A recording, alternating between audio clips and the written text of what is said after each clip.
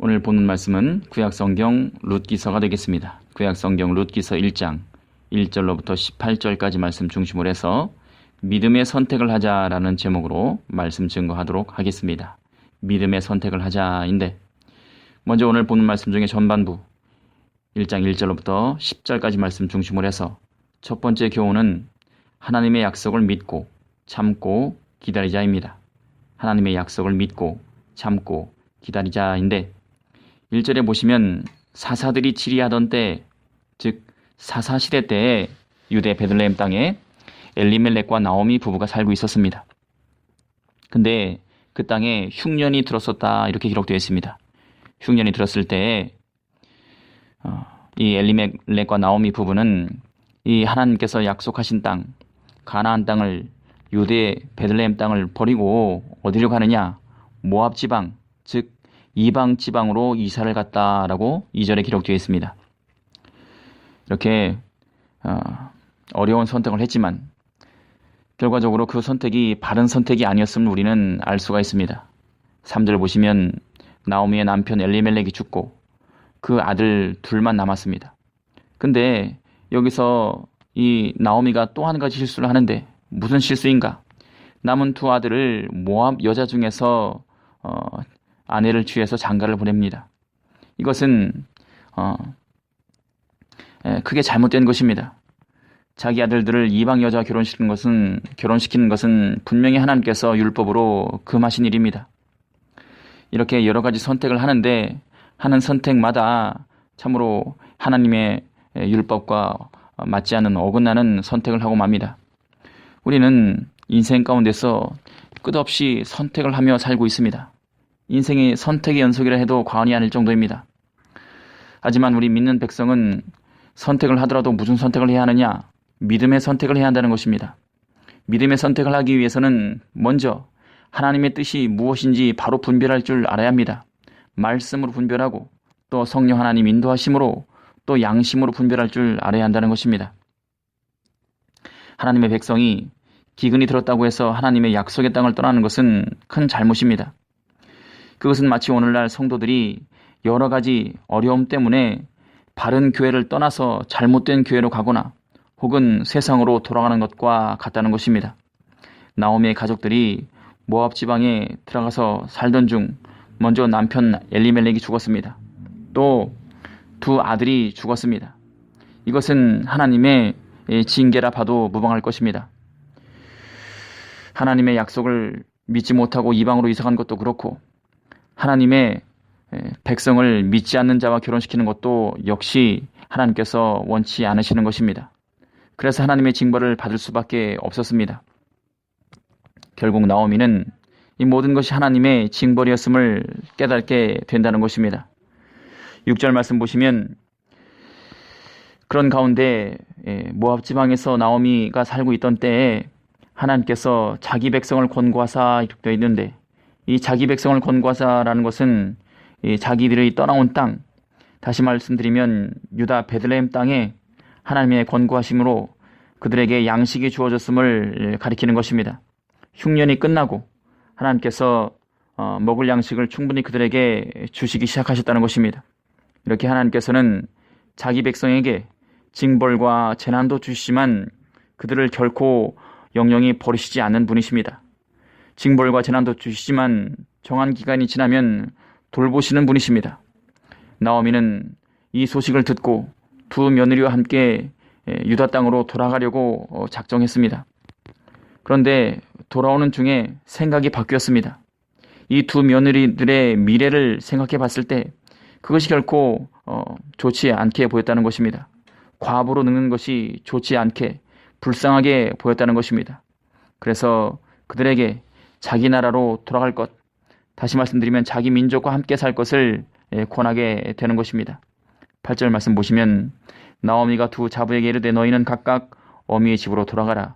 너희는 죽은 자와 나를 선대한 것 같이, 너희가 죽은 자와 나를 선대한 것 같이 너희 여호와께서 너희를 선대하시기를 원하며, 이렇게 기록되어 있습니다. 결국은 두 며느리들과도 이별하게 되었습니다. 사실 남편과의 사별, 두 아들들과의 사별, 이 며느리들과의 이별, 이 모든 비극은 엘리멜렉이 처음부터 믿음의 선택을 했더라면 일어나지 않았을 것입니다. 베들레헴에 그냥 살았더라면 하나님의 징계를 달게 받고 곤고하심을 받았더라면 일어나지 않았을 것입니다. 우리도 삶 가운데서 여러 가지 하나님의 징계를 받을 때가 있고 또 재난을 당할 때가 있습니다.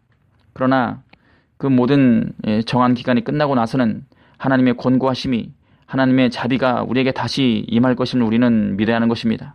하나님께서는 택한 백성을 그냥 버리시는 분이 아니십니다. 그러면 우리는 지금 이 순간이 나에게 힘든 순간이라 하더라도 참아야 하는 것입니다. 참고 하나님의 뜻을 구하고 또 회개할 것은 회개하고 나아가는 것입니다. 그것이 우리에게 가장 축복된 길인 것입니다. 지금 내가 당하는 이 고난이 참기 어렵더라도 참아야 합니다. 하나님의 뜻을 구하고 나아가야 하는 것입니다. 결코 택한 받은 백성이 믿음의 길을 탈선해서는 안 된다는 것입니다. 두 번째, 11절로부터 마지막 18절까지 말씀 중심으로 해서 두 번째 교훈은 믿음의 선택에 하나님이 함께 하신다라는 것입니다. 믿음의 선택에 하나님께서 함께 하신다라는 것입니다. 11절부터 14절 보시면 나오미가 두 며느리들을 설득합니다. 돌아가라.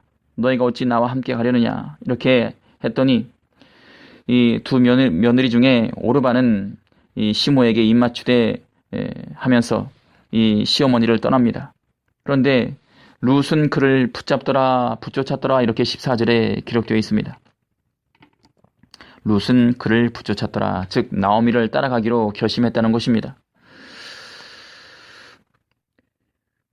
나오미는 자신의 불행한 처지가 하나님의 징벌 때문이라고 깨닫고 있었고 그래서 돌아가려고 하는데 이 두 며느리들의 처지를 생각하니까 자기보다 더 불쌍해 보인다는 것입니다. 더 마음 아파했습니다. 그래서 그들에게 권했지만 오르반은 시어머니의 말을 따라서 친정으로 돌아가기로 결심했습니다. 그런데 두 며느리 중에 한 사람 룻은 웬일인지 나오미의 권면을 거절하고 끝까지 따라가려고 합니다. 하지만 우리는 본문을 통해서 이것이 바로 믿음의 선택임을 알아야 합니다. 인간의 실수를 통해서라도 권고하시는 아버지 하나님, 또 자비를 베푸시는 그 하나님을 룻은 시어머니를 통해서 어렴풋이 깨닫고 있었다는 것입니다. 여기서 머무는 것이 아닙니다. 15절부터 18절까지 말씀 보시면 룻이 믿음의 고백을 하는데 그 고백이 어떤 내용인가 하면은 이렇습니다. 16절에 룻이 가로되 나로 어머니를 떠나며 어머니를 따르지 말고 돌아가라 강권하지 마옵소서. 어머니께서 가시는 곳에 나도 가고 어머니께서 유숙하시는 곳에서 나도 유숙하겠나이다. 어머니의 백성이 나의 백성이 되고 어머니의 하나님이 나의 하나님이 되시리니 어머니께서 죽으시는 곳에서 나도 죽어 거기 장사될 것이라. 만일 내가 죽는 일 외에 어머니와 떠나면 여호와께서 내게 벌을 내리시고 더 내리시기를 원하나이다. 이렇게 믿음의 고백을 합니다. 룻은 비록 자기 남편이 죽었더라도 자기에게 희망이 없더라도 홀로 된 시어머니를 버리려고 하지 않습니다. 이 착한 심성은 어디에서 나왔는가? 그것은 바로 어머니를 통해서 전수받은 그 신앙을 통해서 나왔다 이렇게 볼 수가 있습니다. 어머니의 하나님이 나의 하나님이 되시리라. 이것은 평소부터 이 룻이 하나님을 향한 신앙을 갖고 있었다는 것을 보입니다. 시어머니를 통해서 하나님을 발견했는데 자기 백성인 모압 사람들보다 하나님 섬기는 이스라엘 백성이 더 좋아 보였다는 것입니다. 그래서 결국 자기 백성이 섬기는 그 모압 신보다도 하나님을, 그분이 참 하나님이 됨을 깨달았다는 것입니다. 믿음의 지식을 갖게 되었다는 것입니다. 시어머니를 통해서 그의 말과 행위를 통해서 여호와 하나님을 알게 되었다는 것입니다. 그것이 참으로 큰 축복입니다. 나오미는 그 며느리 룻이 자기와 함께 이렇게 가기로 결심함을 보고 그에게 설득하기를 그쳤습니다. 같은 며느리지만 오르반은 그런 결정을 내리지 못했지만 룻은 신앙의 결정을 내리고 신앙의 길을 가기로 결심하게 됩니다. 룻이 그런 믿음과 고백을 하게 된 것은 순전히 하나님의 의지이며 축복인 것입니다. 구원은 이렇게 하나님의 선물인 것입니다. 우리 가운데 이렇게 구원의 선한 일을 시작하신 그 하나님이 우리의 믿음과 삶을 앞으로도 주장해 나갈 것입니다. 그렇기 때문에 우리는 일시